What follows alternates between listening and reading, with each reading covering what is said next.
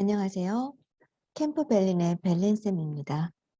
오늘은 영어책 읽기 공부의 중요성에 대해서 이야기를 나누려고 합니다. 입시에 있어서 영어 과목의 최종 목표는 수능 영어입니다. 수능 영어의 평가는 2017년 상대평가에서 절대평가로 전환되었죠. 상대평가는 다른 학생과 비교해서 학업 성과를 평가하는 방법으로 학생들의 변별력을 가리기 위해서 고난이도 문제들로 구성되어 있습니다. 반면에 절대평가는 어떤 절대적인 기준을 정해놓고 학생들이 각각의 학습 목표 요소들을 성취하였는지를 점검하고 평가하는 방법입니다. 그래서 절대평가에서는 90점 이상이면 1등급을 받을 수 있죠. 절대평가로 전환된 초기에는 영어 시험의 난이도가 낮아질 거라고 예상했지만 1등급 받는 비율을 보면 여전히 고득점을 받기는 만만치 않습니다. 절대평가로 전환되면서 문법이나 독해 위주의 문제에서 문해력 중심의 문제로 바뀌게 되었고, 글을 읽고 유추하고 논리적으로 해결하는 능력을 검증하게 되었습니다. 오히려 영어 학습의 기본을 탄탄히 해놓는 것이 학생들에게는 더욱 중요해졌죠. 2021년의 화두는 문해력이었다고 해도 과언이 아닙니다. 우리나라의 성인과 학생들의 문해력이 OECD 국가 대비 현저하게 떨어졌다는 언급이 있었죠.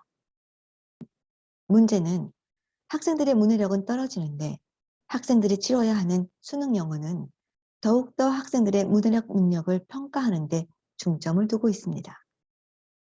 수능 영어는 2, 3분의 짧은 시간 안에 긴 문장, 긴 지문을 읽고 내용을 이해하고 유추해서 정답을 도출해야 합니다. 더군다나 수능 영어의 지문은 이미 교과서 범위를 넘어섰고 논문처럼 어렵고 난해한 지문들이 더욱 많아지고 있지요.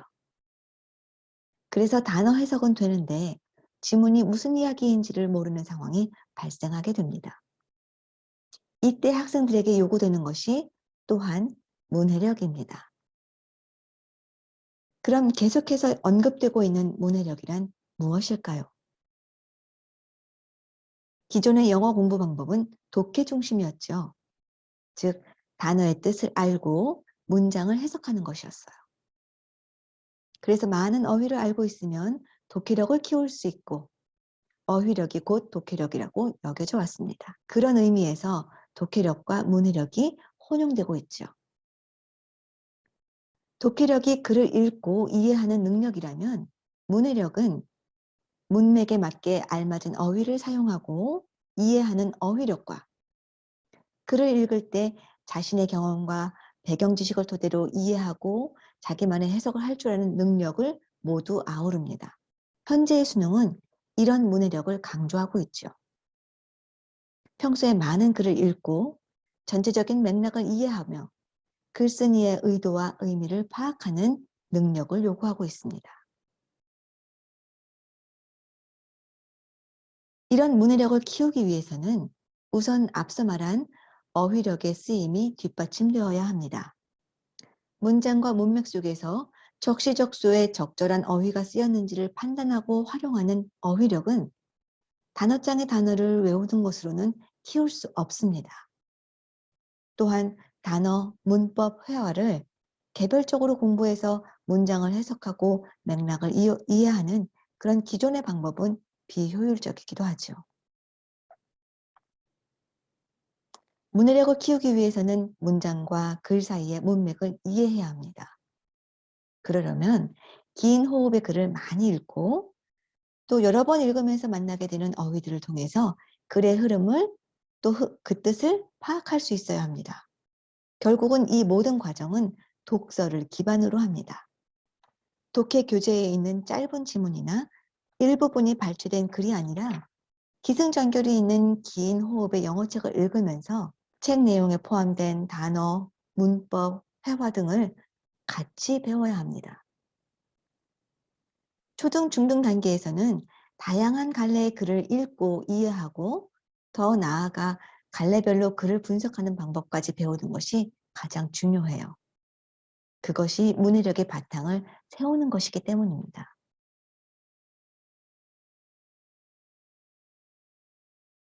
영어 책을 읽으면 책의 내용과 글의 구성을 파악하고 동시에 어휘력, 말하기, 듣기, 문법, 작문 등 영어 공부의 주요한 사항들을 쉽게 체득할 수 있습니다. 또한 문해력 증진의 필수 요소인 상상력과 창의력을 함께 키울 수 있죠. 상상력과 창의력은 글의 논리적인 흐름을 바탕으로 유추와 추론을 하는데도 중요한 역할을 합니다. 또 자기만의 경험과 배경 지식을 새로운 정보와 연결해서 자기만의 해석으로 하는데 도움을 줍니다. 영어책을 읽는 것은 언어의 4대 영역인 듣기, 말하기, 읽기, 쓰기를 골고루 발달시킬 수 있어요.